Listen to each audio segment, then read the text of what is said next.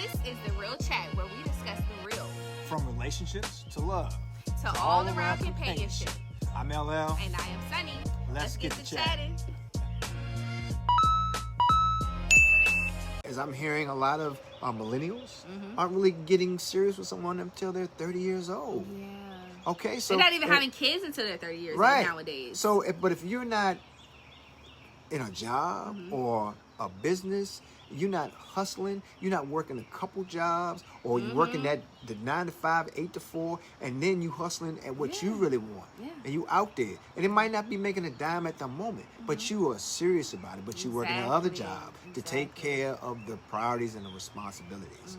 Okay, and really, when you meet a woman and she can see what you're doing, and she can observe your hustle. Because if you guys can be together on a weekend, that's great. But you might tell her, say, hey, I can't be there until 1, 2, 3 because I gotta take care of this business, or I gotta handle this, or I gotta.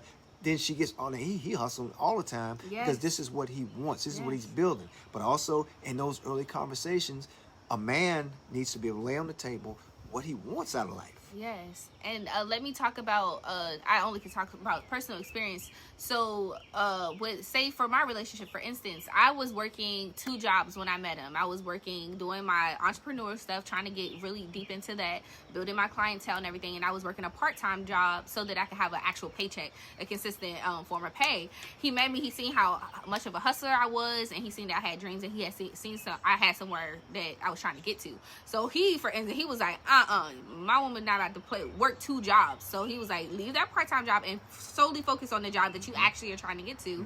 So now I'm here where I am today, and that was an investment. Him doing that was him invested in me, was him seeing like, hey, she's a hustler, I see that she does that, I'm gonna invest in her and help her so that she is good and she don't need that 9 to 5 job, so she can get further in her dreams. Because if she gets further in her dreams, then she can do that thing where we go out to eat, I can take the bill, we can do that, and we can have that healthy financial communication. And also finances do matter, because most relationships fail over finances, if y'all don't know that. So it's just like financing, having open communication, and that man investing in you with his time, love, and him seeing who you are and saying like, hey, you want to be a hairstylist and you can't right now because you're struggling to do all these other things, when you can't focus on what your dreams are. So I'm allow you to focus on what your dreams. I want to see you put all your effort into that and see what that looks like for you.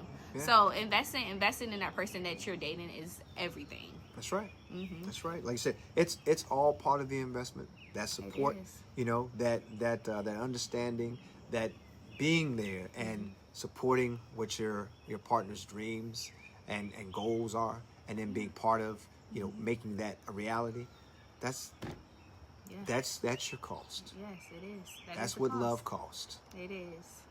Well, it's another great conversation. Yes, it was. And now that was the real chat. Peace.